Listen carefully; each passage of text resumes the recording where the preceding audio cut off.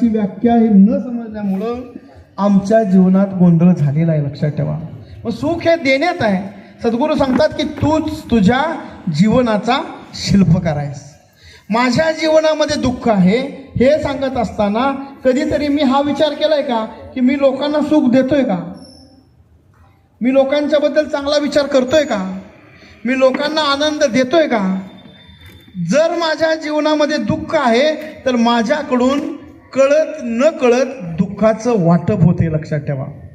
आणि दुःखाचं वाटप झाल्यामुळं जे आम्ही देणार, निसर्गाचा नियम, क्रिया तशी प्रतिक्रिया. सद्गुरू सांगतात क्रिया तैसी प्रतिक्रिया हा अटळ नियम निसर्गाचा.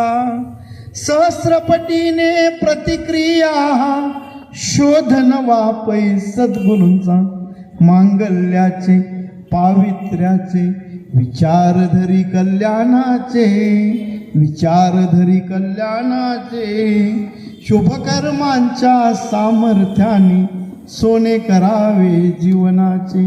शुभकर्मांच्या सामर्थ्याने सोने करावे जीवनाचे.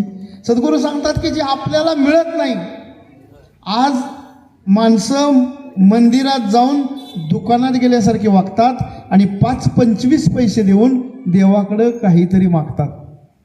आपण कधी पंढरपूरला गेला असाल तर त्या पांडुरंगाच्या मंदिराच्या बाहेर असे अनेक अपंग वगैरे लोक बसलेले असतात आणि ते म्हणतात 2-5 पैसे द्या, 2-5 पैसे द्या. त्यांना आम्ही 5-10 रुपये चिल्लर देतो आणि पांडुरंगाजवळ जातो आणि तिथे गेल्यानंतर आमचं मागणं चालू होतं.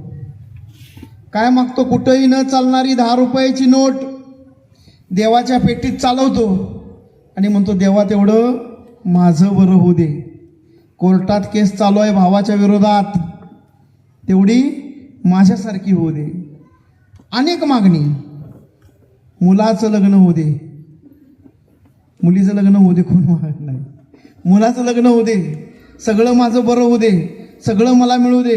बाहेर असणारा तो भिकारी आणि आत गेलेला त्याच्याही पेक्षा स्टँडर्ड भिकारी. सद्गुरू म्हणतात याच्यामध्ये काही फरक नाही, लक्षात ठेवा. मग आमच्या जीवनामध्ये सुख मिळवण्यासाठी आम्ही नेमकं करतो काय हे बघणं महत्त्वाचं आहे. आम्ही मंदिरात जातो, नारळ फोडतो, फोडल्यानंतर तो नारळ खराब निघतो, आम्ही म्हणतो पावला घे देवा का तुलाच. भक्ती आमची.